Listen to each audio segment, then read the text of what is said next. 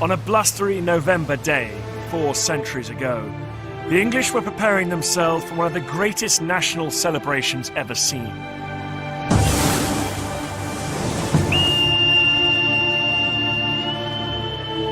Beneath the dome of St. Paul's they gathered to celebrate their tiny nation's victory over the world's greatest superpower, Spain. On the walls hung the captured ensigns of the Spanish fleet that was even then being dashed on the rocky shores of Scotland and Ireland. The year was 1588, and the battle was the Armada.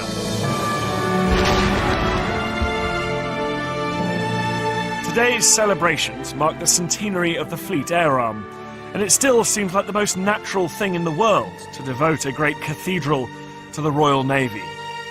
A tradition that began on that autumn day 400 years ago. 1588 marked a turning point in our national story. Victory over the Armada transformed us into a seafaring nation, and it sparked a myth that would one day become a reality. That the nation's new destiny, the source of her future wealth and power, lay out there, on the oceans.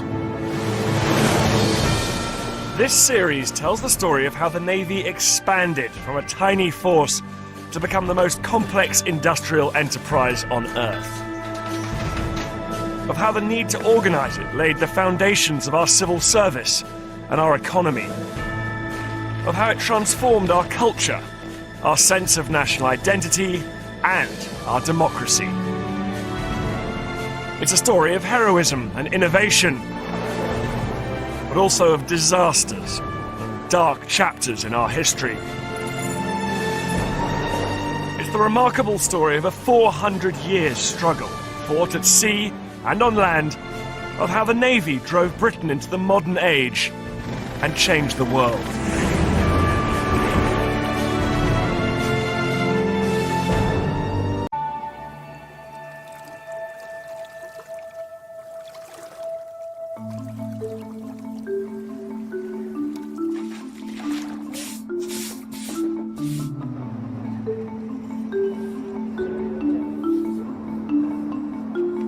Clear the hatch. England's extraordinary journey from a third-rate nation to global superpower began on a clear October day 20 years before the Armada. Okay, bring on the beer. Not that anything so grand was on the minds of the sailors who scurried to and fro in the old harbour in Plymouth, making a small fleet of 6 ships ready for sea. The gangplank groaned as last-minute supplies were brought on board. Large barrels of fresh water and beer, and even whinnying goats and chickens as well. When everything was brought on board, they were lashed down to the bulkheads in expectation of a bumpy passage. The 2 men in command were cousins. On that fine autumn day, they were thinking not about making war, but about making money.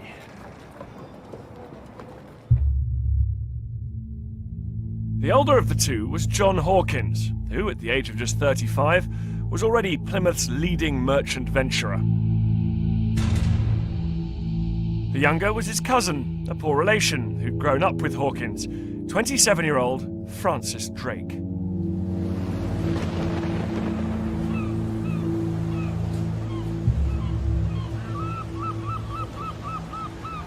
They were leaving behind a poor, insignificant town on the edge of a poor, insignificant country which itself clung to the fringes of Europe. But this place had one thing going for it. This, one of the finest natural harbours on Earth, gateway to the Atlantic, and beyond that, the New World.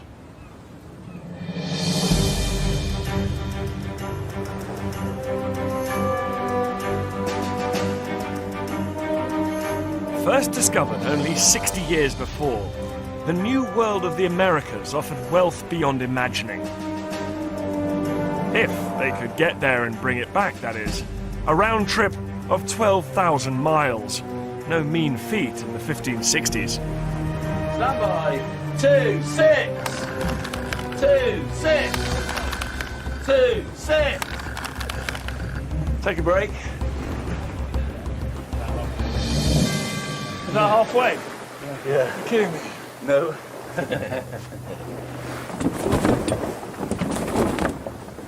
This wonderful replica of the Tudor ship, the Matthew, gives me a strong sense of what life might have been like on board.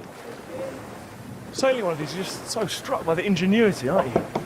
It's the sort of combination of wood, rope, bit of metal, and you can sail around the other side of the world. Among the profit-hungry investors in the venture was the Queen herself. She'd lent 2 ships, the Jesus of Lubeck and the Minion.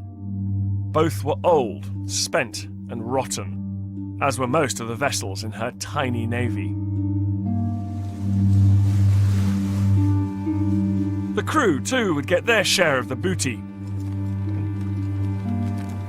All were young, some were just boys. Among them Hawkins' nephew, Paul, and the 13-year-old Miles Phillips, whose journal relates the terrors of frequent storms and leaking hulls. There were no creature comforts for those on board either. The single-minded Hawkins made his men sleep on deck, because every inch of hold space was reserved for the cargo that would make the cash.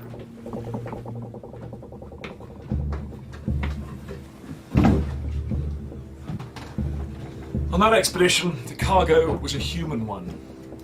Drake and Hawkins have the terrible distinction of being the first Englishmen to bind African men, women and children in chains and transport them in the holds of ships like this. They were slave traders.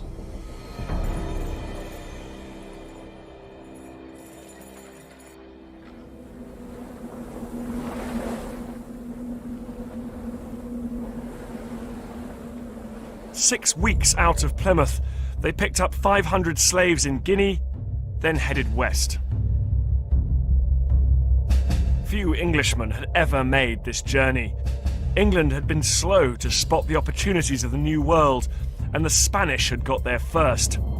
Now Spain jealously guarded a lucrative American empire stretching from South America through the Caribbean to Mexico and further north. Drake and Hawkins just wanted a little slice of the action. Nip in, sell a few slaves, and return home with a hold full of silver. The problem was that the Spanish had banned foreigners from trading within their lucrative empire. Hawkins had managed it once or twice before and got away with it. He hoped to do so again. But this time would be different.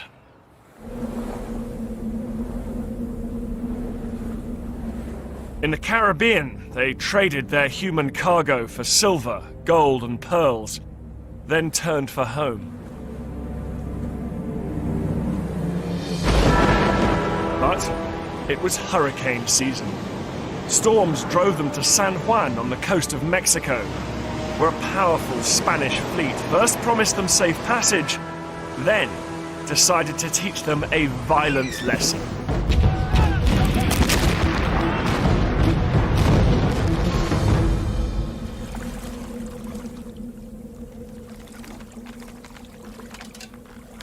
In the fight that followed, Hawkins lost 3 of his ships, including the Jesus of Lubeck, and 200 men killed or captured. He managed to escape on the Minion, and with him was the 13-year-old Miles Phillips, who watched what happened to the prisoners. They took our men ashore, he wrote, and hung them up by their arms until blood burst out from their fingers' ends. In a moment of personal tragedy for Hawkins, he realised that his nephew Paul was among them.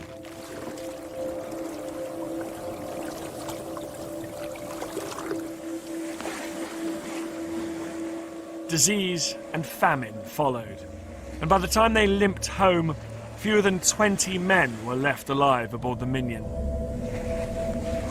But for the survivors, this disaster acted not as a deterrent, but as a spur to action.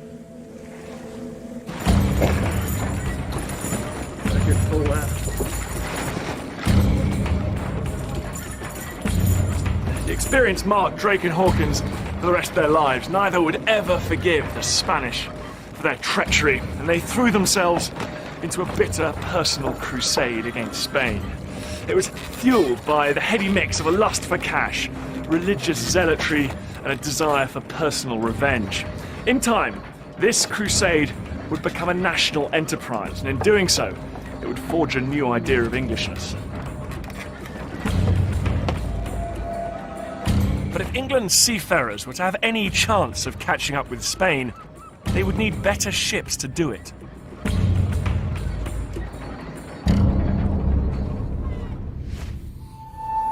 Hawkins' answer was the race-built galleon, his radical breakthrough in warship design, preserved in these original drawings. By using maths and geometry instead of rule of thumb, by cutting down high decks, and by streamlining hulls, Hawkins produced the fastest ships of their kind anywhere in the world. The first was built in 1570 at the Queen's Dockyard in Deptford. More were to follow. With greater space for guns, they were perfectly designed for war.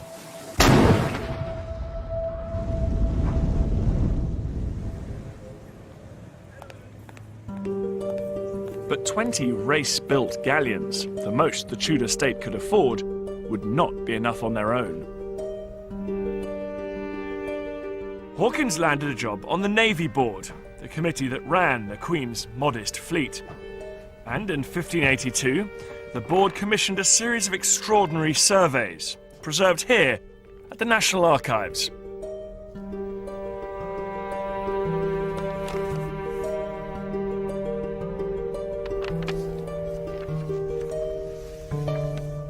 Yeah, see, I've read about this, but I've never seen it before. This is a list of every ship in England compiled under Hawkins' leadership, and it's actually, as you can see, broken up by county here. Norfolk, Suffolk, absolutely meticulously written down. It's beautiful. Every single ship, with the tonnage here, so these ones are St Mary, the Solomon, 200 tons. Absolutely incredible.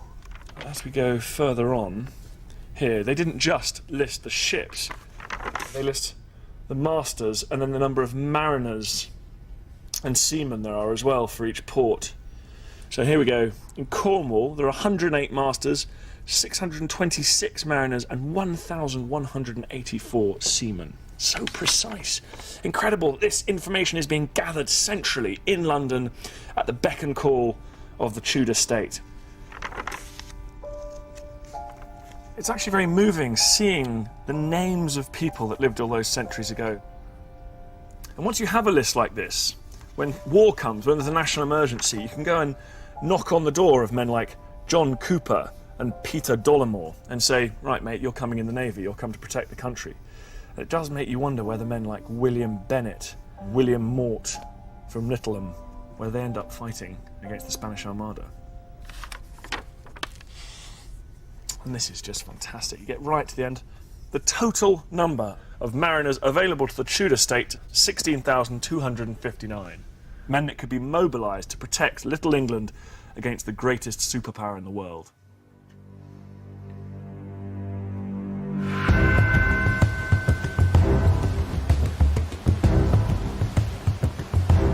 Drake, meanwhile, was taking his revenge on Spain in a much more direct fashion. On an April day in 1587, the residents of Cadiz woke to the sound of gunfire.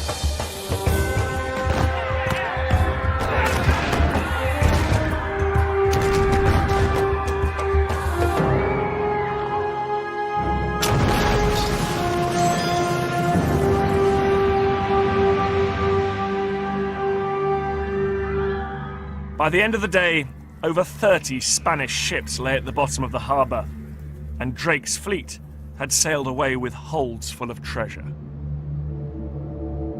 It was the culmination of a 10-year pillaging spree that had seen Drake circumnavigate the globe, attack Spanish colonies, and steal their loot. Belligerent, venal, a peerless seafarer, he was Protestant England's new hero. In Catholic Spain, he was anything but. Standing here, looking at it from the Spanish point of view, the English appear little different from Vikings, men who came from the north in ships bent on plunder and destruction, to whom nothing was sacred. Most infamous of all was Drake, still hated, still known as Il Draque, the dragon. And now the dragon had pushed the King of Spain to take his own terrible revenge on Drake and England.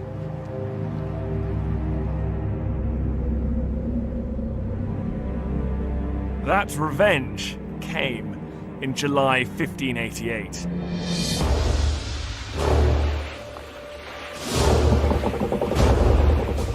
When the Armada appeared off England's coast, one eyewitness wrote that the ocean groaned under their weight. It had taken Spain 3 years and a titanic amount of silver to assemble it, while the English fleet had been mobilized in just 3 months. The battle raged for several days. But the leadership of men like Drake and Hawkins had given the English a decisive edge.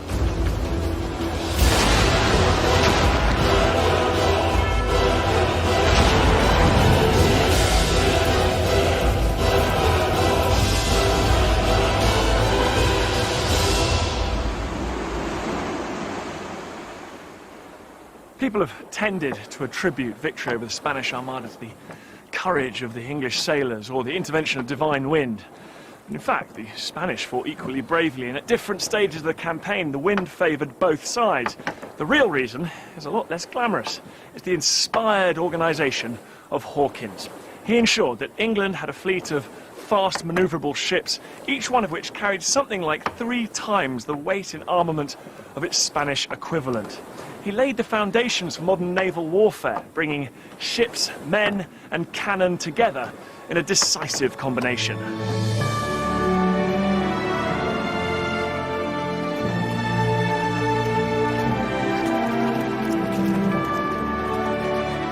So when the great and the good arrived in their finery at St. Paul's, on that day in November 1588, they were celebrating not just a victory, but the beginning of a new future. The Queen, as one author wrote, was carried in a golden chariot through her city of London in robes of triumph, while the still bloody heads of Catholic traitors, executed for praying for the Armada's success, stared down from spikes nearby.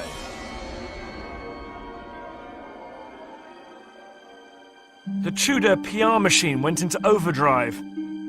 A new portrait showed the Queen triumphant, her hand on a globe, the Spanish ships crushed on the rocks behind her.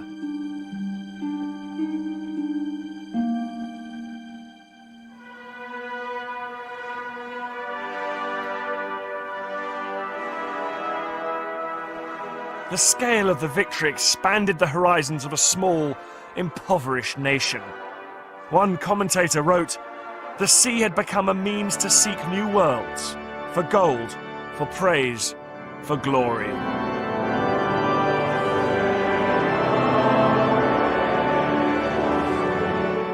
The English had been given a bright vision of a glittering future, of riches beyond imagination, of new frontiers that stretched way beyond the shores of tiny England.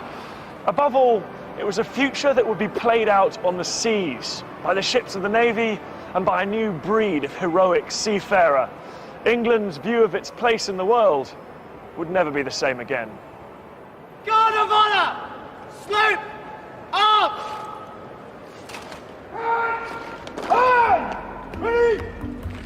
The Queen's Navy had become a source of national pride as never before, and there was an insatiable demand for stories of seafaring adventure and discovery.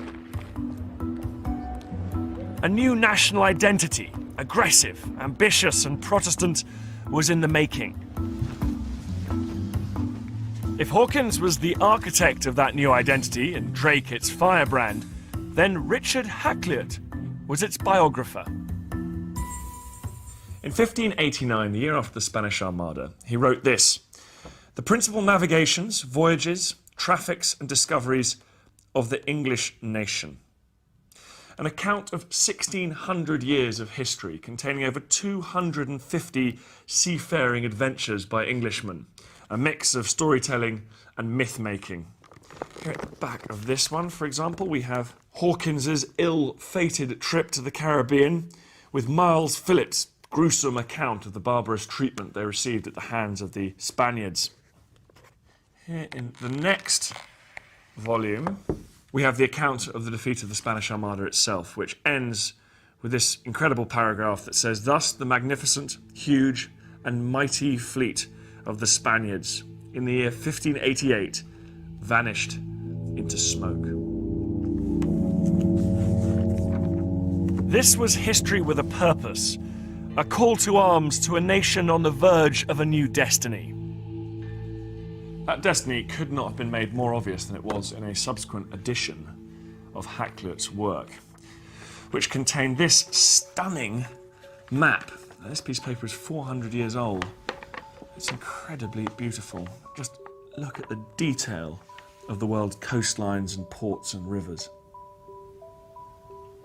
And what's so remarkable about this map is that medieval maps show England as an insignificant island clinging to the edge of Europe. But now England's not at the edge. It's been picked up and moved right to the heart of the world. It's an image of the world we all recognise, but this map showed it for the first time. It was a potent symbol of a nation that now had global ambitions. Ships poured out of England, bound for the Americas, Africa, Asia and the Baltic. Numerous and aggressive, these English pioneers steadily eroded Spanish power and founded the colonies that formed the beginnings of Britain's future empire.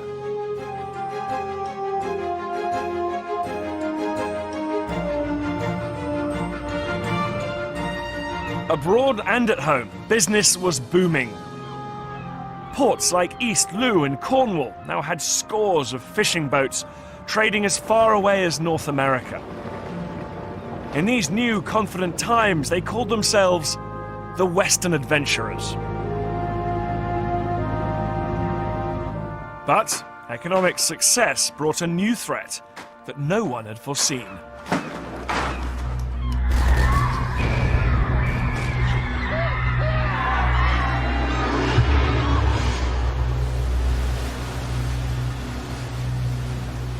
Suddenly, whole fleets, 10 or 12 ships, would head out to sea and simply vanish.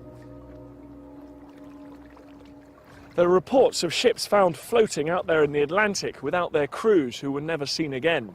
On one night in the summer of 1631, in the village of Baltimore in Southern Ireland, over 100 people were removed from their beds, leaving the place a ghost town.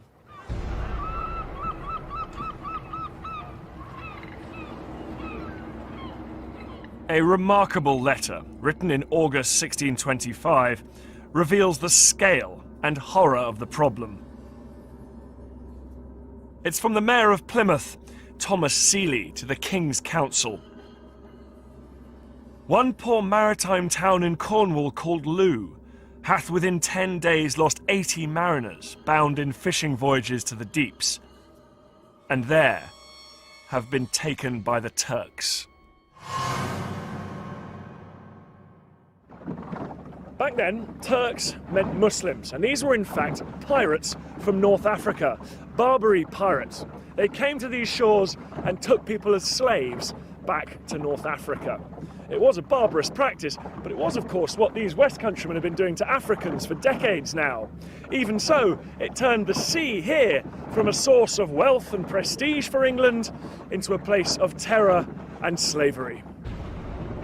The ports and fishing villages, it's said, were filled with the pitiful lamentations of the victims' families. In the next few years, Devon and Cornwall would lose a fifth of their shipping and crews. This extraordinary and little-known episode in English history was to have far-reaching consequences. Englishmen were bred on the myth of maritime invincibility, but now they had to face hard truths. Once the predators, They were now the prey, and people did what they usually did in a crisis. They blamed the government, and they weren't entirely wrong.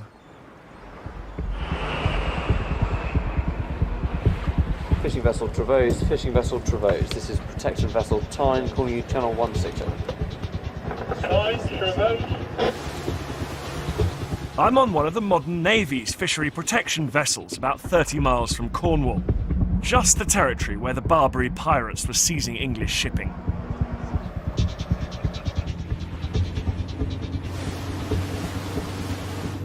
Trevose, this is Tyne. It's my intention to send a routine boarding team over to you.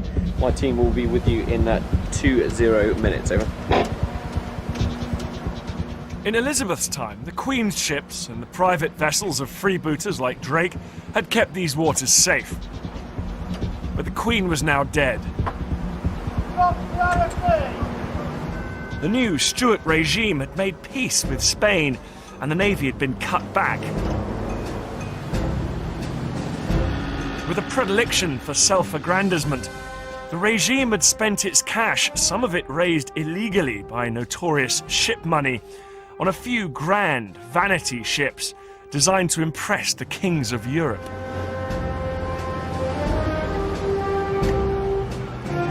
Trouble was, fishery protection wasn't the kind of job that these showy vessels were designed to do. Just as the job that these guys do couldn't be done by an aircraft carrier. In the absence of this kind of protection, the king's subjects, particularly down here in the West Country, were completely vulnerable. They and their cargoes made irresistible targets for North African pirates. Shocked by the magnitude of the crisis, West Country MP Sir John Eliot wrote to the King's Council begging for action. But the government did nothing. Eliot was furious. And he wasn't the only one. Anger also oozes from the pages of this, a bestseller written around the time of the disappearances from East Looe. It's called Sir Francis Drake Revived. It's written by Drake's nephew, and he recounts the glories and successes of what now seemed like a vanished age. It's an indictment on the present with its all-pervasive sense of fear and its insecurity. But it's also a call to arms, as the author makes very clear on the title page. He writes, calling upon this dull or effeminate age to follow his noble steps for gold and silver.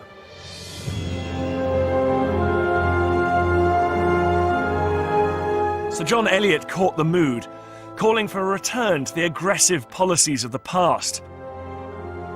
England's new king, it seemed, was listening. Charles I had been on the throne for just a few months, and like a modern leader seeking crowd-pleasing policies in troubled times, he funded an expedition to attack Spain.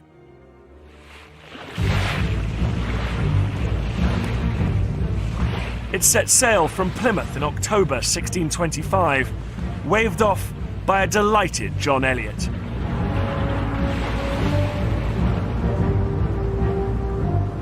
Their target was none other than Cadiz. Their mission, a Drake-style smash and grab, returning home with holds full of treasure to public acclaim.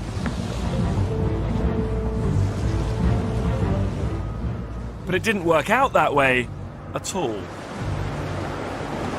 The expedition was commanded by Viscount Wimbledon, a man who'd never served at sea before, and was so indecisive, his men quickly gave him the nickname Viscount Sit Still. Confusion reigned, ships collided and masts and rigging tumbled overboard. When Sit Still ordered his captains to attack, many of them simply ignored him. The lack of an experienced, charismatic commander like Drake exposed terrible weaknesses in the English fleet. Even with Drake in charge, it had been hard enough to impose order. Now, many captains simply did as they wished. They were a rabble.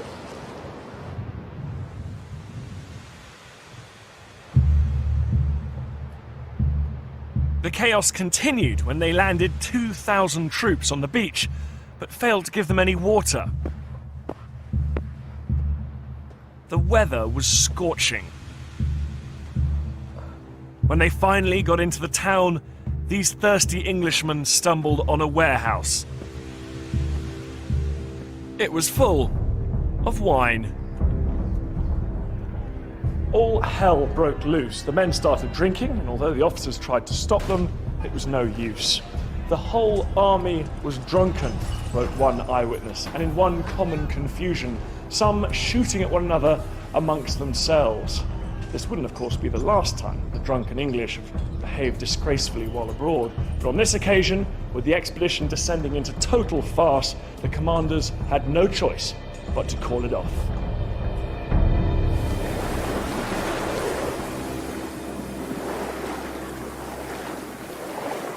On the way home, farce turned to tragedy as disease took hold. By the time they reached Plymouth, hundreds were dead and hundreds more were dying. And who was standing up here waiting for them? None other than Sir John Eliot. The man who in October had waved them off with such high hopes now stood on a miserable day just before Christmas 1625 as the fleet limped in. "The miseries before us are great," he wrote, as he watched corpses being tossed into the harbour from the ships, and later he saw sailors drop down dead in the streets of Plymouth. But soon his compassion for the sailors turned into another emotion: rage.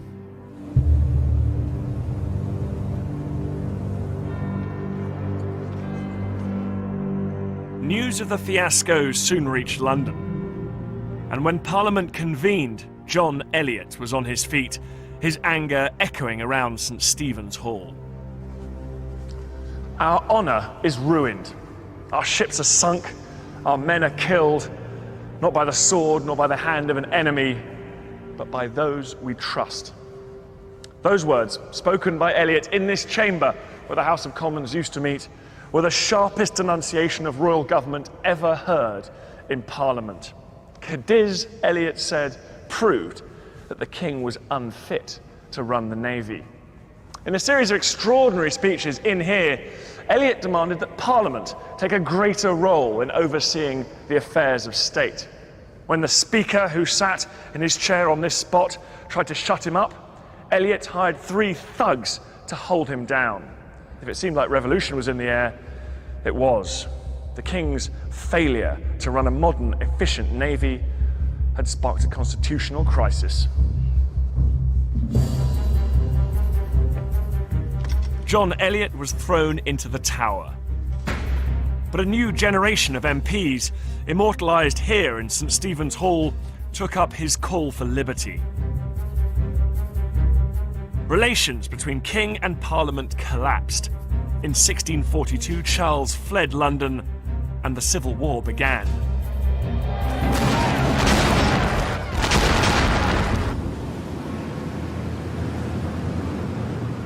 By fleeing the capital, Charles lost control both of the navy and of the new burgeoning maritime economy that it supported. It made his defeat inevitable. And in 1649, on the orders of England's new republic, he was executed.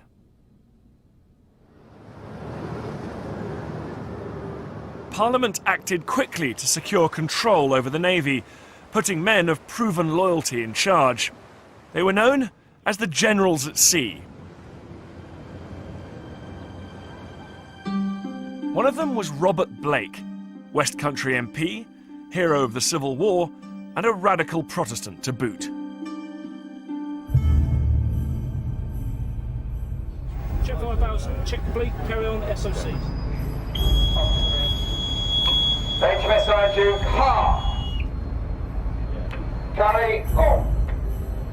Blake had never fought at sea. Not a brilliant start for a man charged with protecting England's coasts against a multitude of foes. But Blake understood warfare and men, and he knew that chaos and indiscipline were as dangerous at sea as they were on land.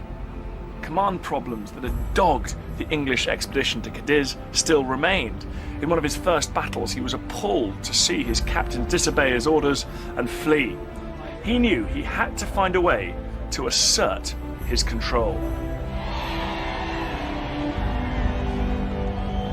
His solution was to produce the Navy's first ever set of rules and regulations, the Laws of War and Ordinances of the Sea, in 1652.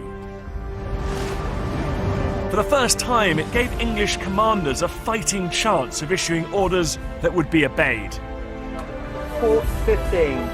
It was a list of 39 offences, from stealing to spying, from cowardice to sleeping on duty.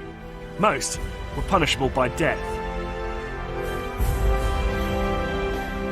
Blake even sacked his own brother for discipline offences. The Laws of War offered a blueprint for structure and discipline at sea that would later be applied through all areas of government.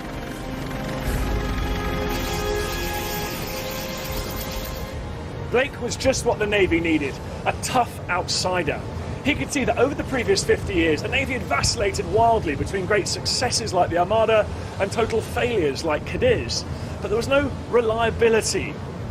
Under charismatic leadership of men like Drake, the English could be great successes, but otherwise denied that leadership, failure was often the result. Blake imposed order and discipline. He ensured that no matter who was in charge, the Navy would be effective.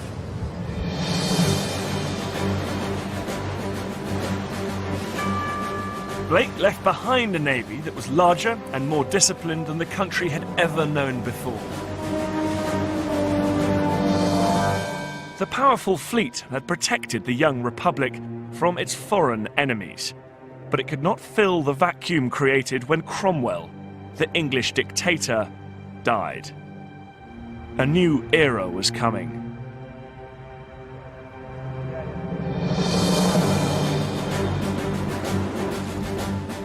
On May the 26th, 1660, one of the Navy's grandest ships, the Royal Charles, came within sight of England.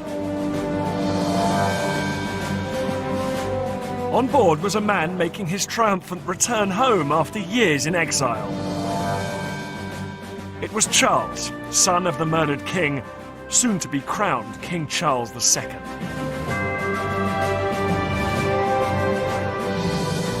The journey was the result of weeks of plotting between senior naval officers and exiled royalists to bring back the monarchy. The new king was eager to lay claim to England's potent navy. He gave gold to the sailors and rebranded the fleet. It was now the Royal Navy.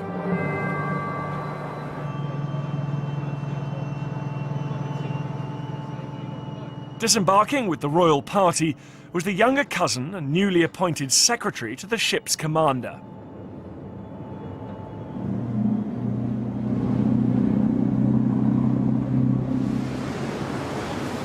The young man was honoured to be given the job of taking the king's spaniel off the ship.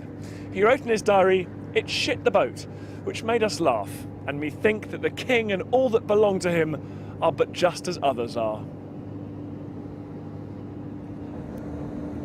As they came ashore, the young man saw huge crowds of nobles and citizens alike who'd all turned out to welcome their king. The shouting and joy expressed by all, he wrote, was past imagination. The 27-year-old from London had just completed his second sea voyage. He didn't know it then, but this was just the start of an extraordinary naval career. His name was Samuel Pepys. Pepys was from humble origins, the son of a poor tailor and a washerwoman. But he left behind two extraordinary legacies. He would transform the administration of the Navy like no one before him, and leave behind one of the most vivid and colourful diaries of all time. And here it is, Volume 1 of Samuel Pepys's diary, started on January the 1st, 1660, possibly in response to a New Year's resolution. It's in shorthand, so it takes a bit of deciphering, but it's an incredibly honest account of a colourful life. There are descriptions of his trips to the theatre, drinking, his affairs, music, money, and even arguments with his wife.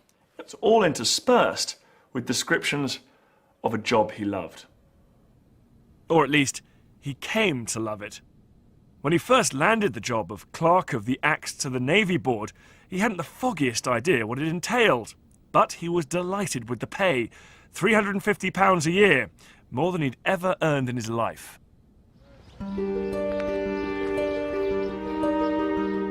Eager to learn, Pepys threw himself into the complex new world of the Navy's dockyards at Chatham, Woolwich and Deptford. All are now long gone. But this yard on the Dutch coast is building a replica ship of the same era.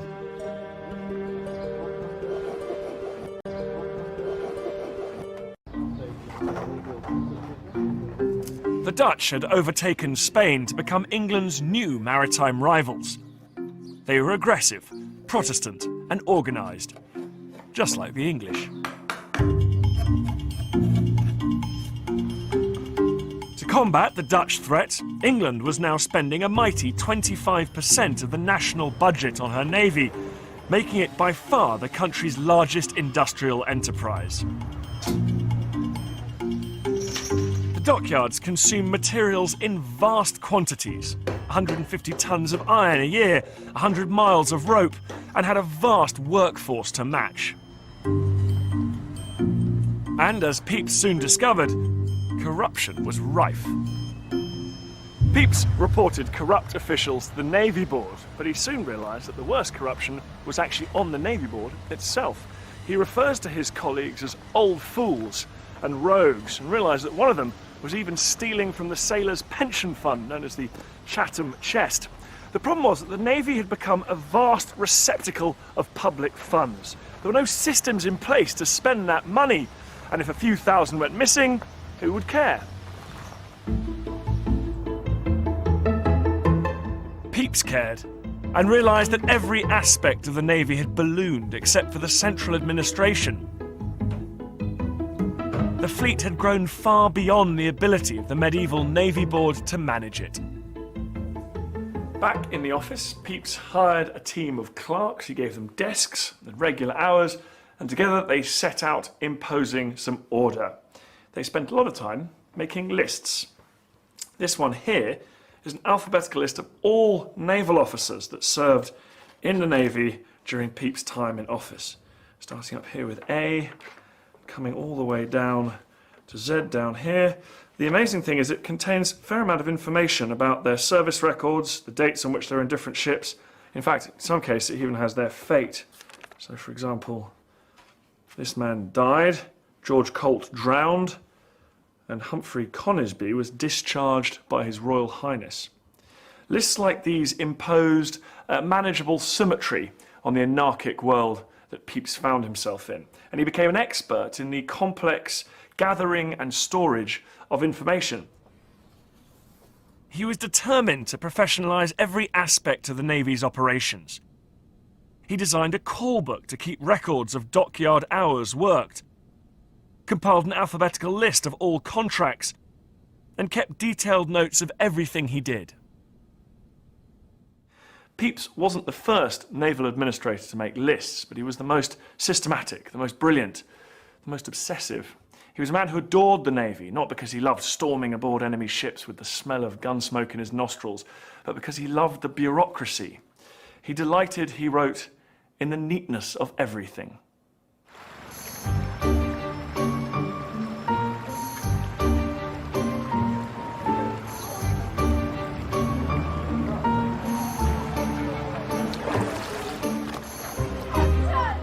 But the Samuel Pepys of the diary emerges as a man who was far from being a dull paper pusher and list maker.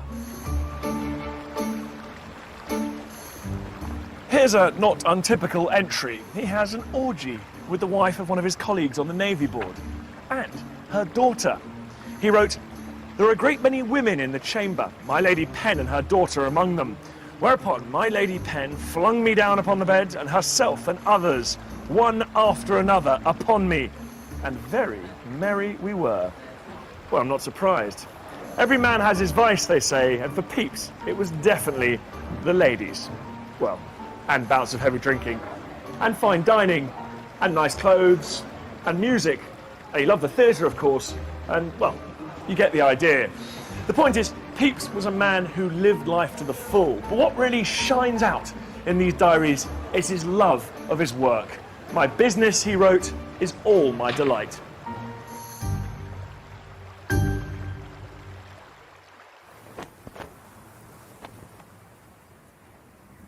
The Navy's Officer Training College here at Dartmouth was built long after Pepys's time, but the idea of professionally trained and qualified officers was his.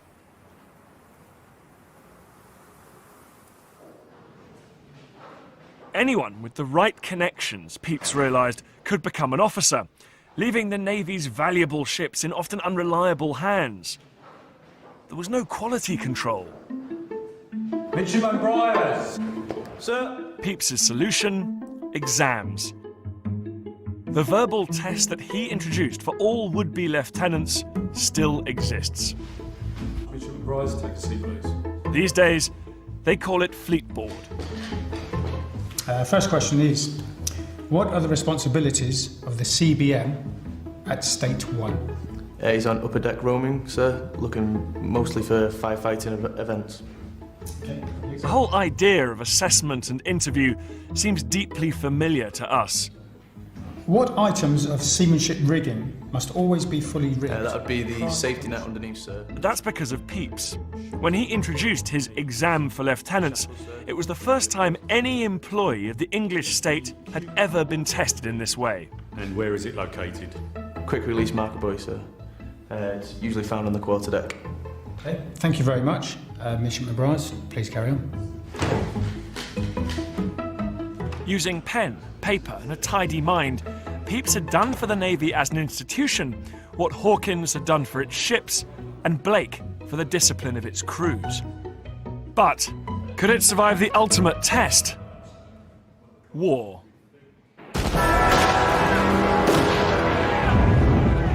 In 1665 came the inevitable clash with the Dutch.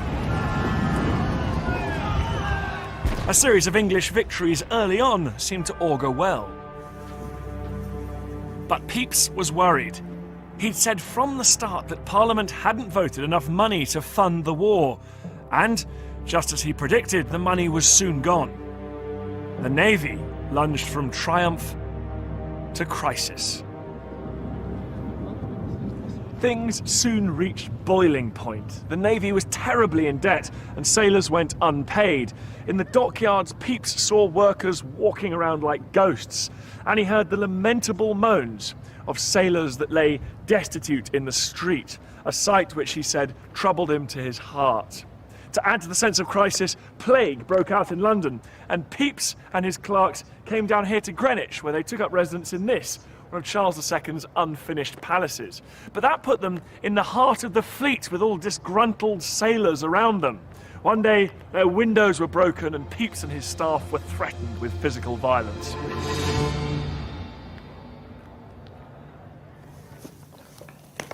Pepys spent 24 hours composing a desperate letter to the king.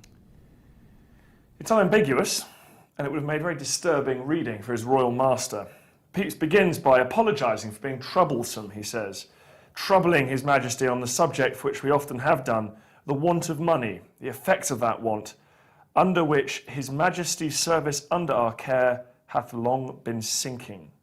So Pepys is in no doubt that his navy is facing utter ruin, and he comes up with a typically Pepysian solution. He gives a list carefully costed of everything that he thinks is necessary to prevent that. He starts up here by saying 55 anchors of various weights, 800 bales of sailcloth, 4,000 loads of plank, 400 dozen oars, 12 tons of brimstone, 10,000 spars of all sorts, and he comes up with the incredibly precise figure, as only Pepys could do, of the money required to stave off disaster for the Navy and for England. And that sum is £179,793 and 10 shillings. But the king had nothing to give, and would not humiliate himself by going cap in hand to Parliament to ask for more. Just a few months later came the naval disaster Pepys had predicted. It was the summer of 1667. The fleet had been laid up because there was no money to pay crews to man it. Upnor Castle, 30 miles up the Thames from London, had been built in Elizabeth's time to protect the fleet across the River Medway at Chatham. The exhausted and unpaid garrison were not at their best. On that June day, the horrified defenders of this fort watched as 62 Dutch ships made their way up the river on the rising tide. Anchored here was much of Charles's fleet, including 4 of his finest battleships. In a desperate measure, the English sank some of their own ships here to try and block the river, but that didn't work, and their cannon on shore opened up to try and turn the Dutch back. But unbelievably, someone had delivered the wrong ammunition, and many of the cannonballs didn't even fit down the barrels. The Dutch ships ploughed in amongst the English ships with impunity, capturing them, burning others, including 3 of the finest battleships in the land. The river was covered in wreckage, and in the sky there was a pall of smoke. One of Pepys's clerks, who lived and worked down here, wrote and said, "The destruction of those 3 glorious ships was one of the most dismal sights my eyes have ever beheld. It was enough," he said, "to make the heart of every true Englishman bleed."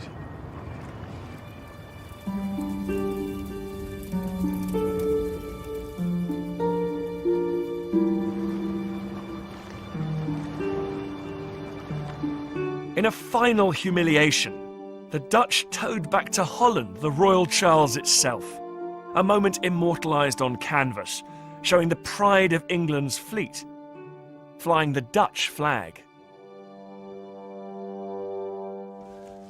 The Dutch raid here on the Medway was at the time, and remains to this day, the most embarrassing defeat in the history of the Royal Navy. Not even the brilliant Pepys could avert this catastrophe. The simple fact was that King Charles just couldn't afford a modern navy.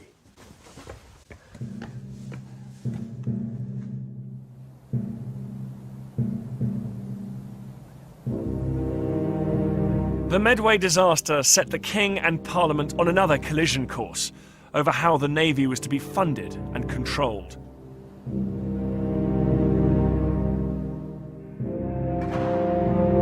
When Charles died in 1685, relations between King and Parliament were at their lowest ebb since the Civil War.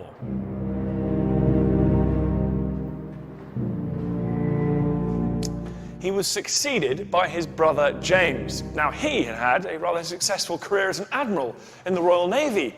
Could he be the man to work together with politicians and financiers and businessmen to build a new kind of constitutional monarchy?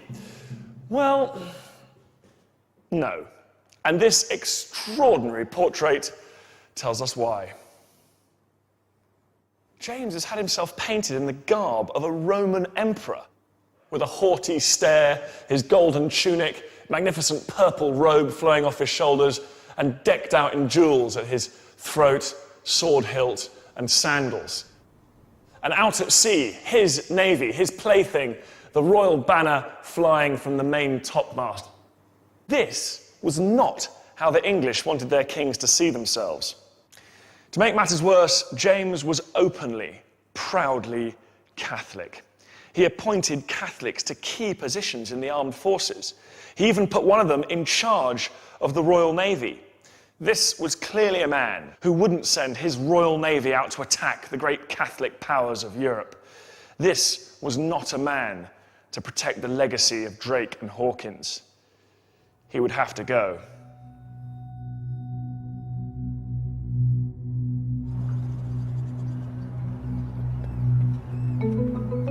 In July 1688, a figure dressed as a common sailor arrived in Holland. Beneath the disguise was England's premier naval officer, Admiral Arthur Herbert. Or rather, ex-admiral. He'd resigned weeks before, refusing to serve under King James. Herbert was carrying an extraordinary letter. It was signed by 7 Englishmen, all grandees in the armed forces, church and state, and it was addressed to the Dutch Prince William of Orange, who was not only Protestant, but he was married to James II's daughter, Mary. It was an appeal for William's help against their tyrannical king. This was high treason, but Herbert and his fellow conspirators were the desperate men from an exasperated nation. And in William, they'd found their man.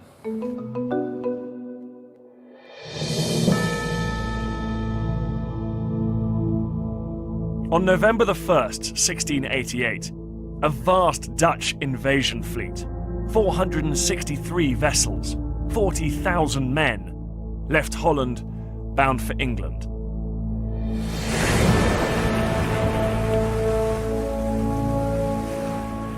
It was almost exactly 100 years since the Spanish Armada. But this time, not a single shot was fired.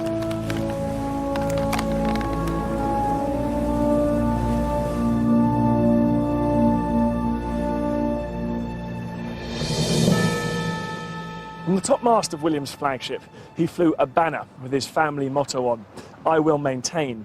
But he added, in letters 3 feet high, the liberties of the English and the Protestant religion. The message was clear, and when William landed here on the south coast of England, he was greeted with cheers. Over the next few weeks, it became obvious that the English weren't going to fight for James II, and he fled the country and was replaced as king by William.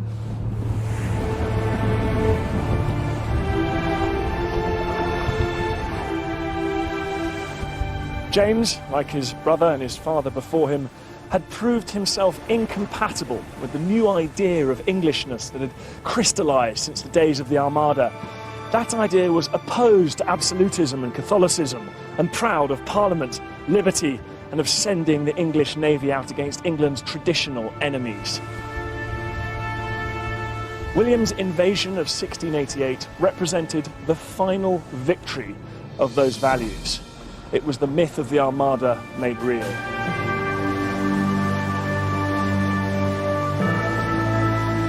In little over 100 years, a rabble of West Country seafarers and a few royal ships had become a recognisably modern institution, with staff and systems to manage a vast, efficient navy. This was England's heart of oak, a navy that now lay at the centre of the national project and its future.